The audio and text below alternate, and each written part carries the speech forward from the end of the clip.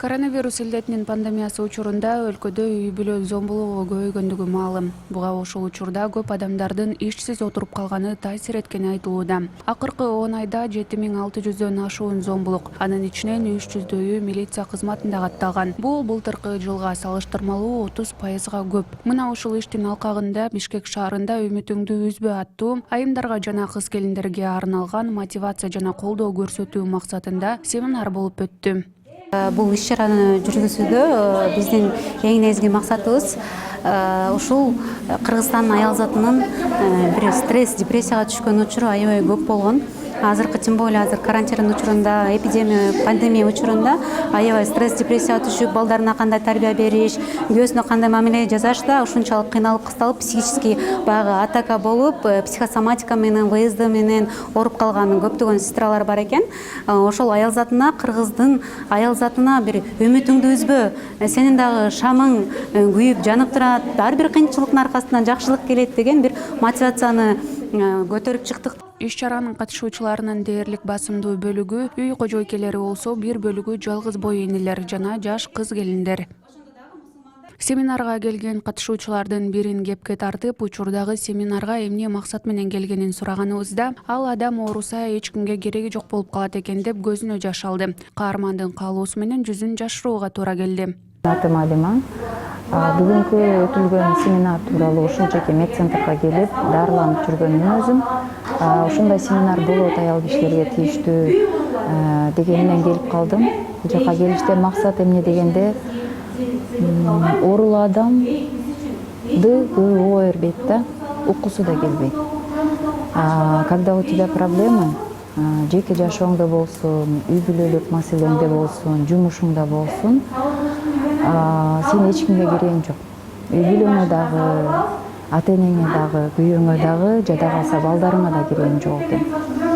Ал эми жан дүйнөң жабыркап турган мезгилде бирөө менен сүйлөшүп алса, аял кишиге өзгөчө, ооруп жаткан аялга, адамга, орустар айткандай, просто выслушать, ошого муктаж болосуң да. Бул нерсе аял киши аябай бир аз назик келет экенбиз.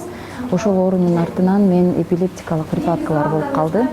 Андан дагы баягы ооруган адам айтып атпайм, эч кимге керегим деле жок экен. Ошол автокырсыктан кийин постоянно эле ооруй берсең, күйөөгө да жакпай калат экенсиң, балага да жакпай калат экенсиң, кайын журтка да жакпай калат экенсиң. Тагдырдын татаал сыноосу болду, Аллахтын каалоосу менен. Ооруп жаткан маалда мен бир нерсени айткым келет да. Ооруган кишинин үмүтү үзүлсө, бул эң жаман нерсе деп айтылат, бирок ооруган кишини карап, ага дем берип жаткан жакындагылардын, жакындарынын үмүтү үзүлсө, ошол эң жаман нерсе экен. Эмнеге дегенде, мен бул башыман өттү да, сен наоборот баягы башында бардыгы чогулуп, да сен жеңесиң, баары жакшы болот, сен күчтүү болосуң деген адамдардын мындай мүдөөсү менен аябай эле жакшы болуп келаткан. Бирок акыркы маалда баягы оорулар, кичинекей стресс болсо эле, кичинекей бир тоскоолук чыкканда оорунун күчөшү болгондо, баягы жаныңдагы адам болду, сен уже жакшы болбойт экенсиң, ушул бойдон өмүрүң өтүп кетет экен деп сенин үмүтүңдү сындырып, болду уже леченияңды токтот, эч кимге керегиң да жок экен, ушуга шүгүр де, что ходишь деп койгондо, адамды, жаныңдагы адамдын үмүтүн үзүп койсо аябай жаман экен да. Мен ушуну учурдан пайдаланып айткым келет да, ооруган кишинин эч качан тухун түшүрбөгүлө. Эмнеге дегенде, үмүт үзүлүп калса адамда, оорукчан адамда аябай кыйын болот. Шайтан алейхи аны жөн турбайт, ошол жерден кармап, бул адамды суицидке чейин алып барып коет да. Ошондуктан мен ушундай акыбалда болуп атканда, Аллахка кайрылып, күйөөм таштап кетти. Балдарым, улуу уже бойго жетип калган балдарым, эми баягы күйөөң жок болсо, үйүң жок болсо, мурункудай ишиң жок болсо, тайне тарабына, башка жагына кетип калат экен. Ошондой да моменттер, сыноолор болду, Кудайга шүгүр. Бирок мен бир нерсе айтып кетерим, эч качан Аллахтан үмүт үзгөн жокмун. Аллахка жалдырадым, Аллахым, сыноону сен бердиң.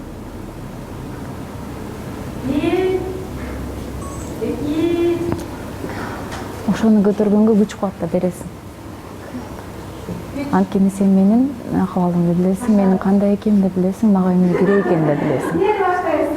Сени сүйгөн, сага таянган, мына сенин калыс, сенин ыраазычылыгың үчүн жардам берем деген момундардын арасына коштуп дуба кылдым.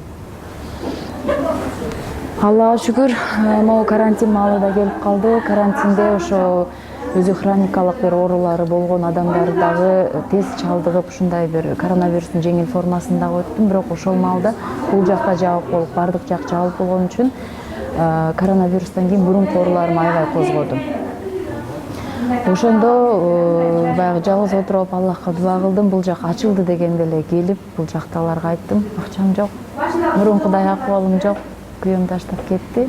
Алхамдулилла. Балам бар, бирок сиздерге жетип келдим. Ошого да шүгүр. Эгер Аллах үчүн мага жардам берем десеңер, ажырын Аллахтан аласыңар. Мен Кудай буйрса ошо бутума туруп калсам, ушул кичинекей 3 жаштагы жана 1,5 жаштагы баламдын келечегине баягы жакшы бир келечек түзүп бергенге себепчи болгонго аракет кылам. Жакшы ишке гана себепчи болосуңар дедим. Анан эже Аллах үчүн келе бериңиз. Анткени баягы турмушта болуп жүргөндө эле келип жүрчүмүн да, мен бул жаккачы жолдош алып келип жүрчү, кийиминен баары бир жакшы болбойт экенсиң деп баягы үмүтүн үзүп мени үйгө барбай эле кой деген ушундай эме болуп калганда, кыскасы Аллахтын каалоосу менен келип, такай үзбөй 2-3 ай келдим. Ошо Алла ыраазы болсун, булардын продукцияларын ичтим, дем сал бердим, өзүм да көбүрөөк аракет кылдым, Кудайга шүгүр. Азыр жашоо оңолуп баратат. Бул дагы Аллахтын улуктугу. Ким себепчи болсо, алардан Аллах ыраазы болсун, жаннаты менен сыйласын демекчимин. Мен жакшы болсом гана жанымда жолдошум, ата-энем, кызым, то есть балдарым, баягы жора жолдошторум болсо, жанымда болбой эле койсун. Эмнеге дегенде, мен жакшы болсом гана керек экен да. Адамдын адам экенди, ошол адам кыйналып аткан маалда, ошол кыйынчылыкта кандай поддержка берип, ким экени ошондо билинет экен да. Мен мисалы балам менен 6 айлык балам менен больницада жатканда, пневмония болуп ооруп жатканда, жолдошум үйлөнүп алып бизди таштап кеткенин эч качан унута албайм. Аллах үчүн кечирем, бирок унута албайм бул нерсени. Кийин бул киши менен келсе дагы мен кабыл ала албайм. Анткени менин эң кыйын маалымда жанымда болбогон, менин жакшы маалымда жанымда болбой эле койсун. Бул семинардын дагы бир катышуучусу Мээрим Өмүрбекова да жашоо өз сынынан өткөрүп жаткандыгын, мындан 4-5 ай мурда таптакыр эле жашоодон үмүтүн үзгөнүн айтып, азыр акырындан өзүнө келе баштагандыгын кошумчалады. Биякта эжелердин чакыруусу боюнча ушу семинарга келип, угуп, баягы үмүтүн үзбө деп. Анткени чынын айтканда, бияка келердин астында мен жашоого мындай үмүтүмдү үзүп койгом да, чынындачы. Эмне үчүн? Мен өзүм негизи баягы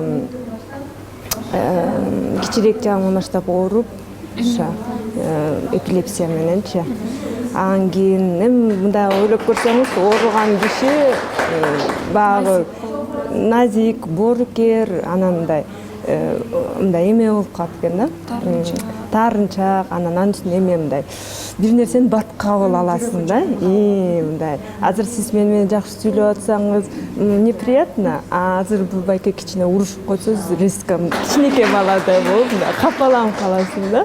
Анан больше мен сиз менен эметкенге да, баягы сүйлөшкөнгө. Анткени бул байке урушуп койду, а сиз күлүп атасыз, мага ошол эле мен үчүн кубаныч да болупчу.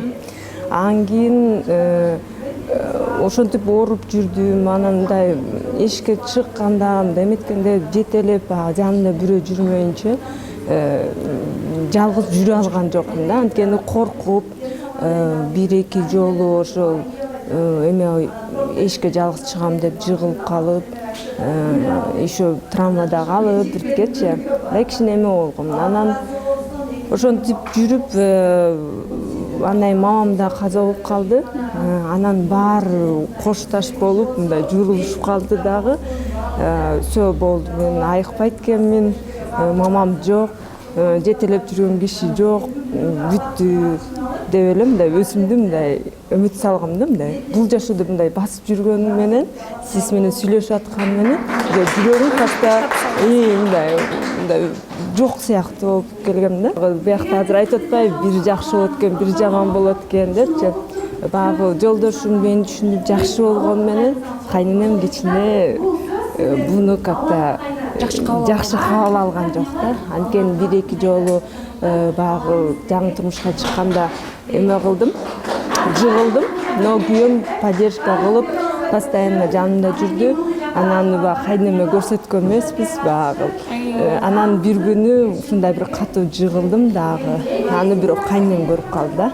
Анан эшиктен чыгып калып ошол күйөөм баягы көтөрүп алып үйгө чуркап келатканын көрүп калыптыр. Эс үчүн жоготуп койгондочу.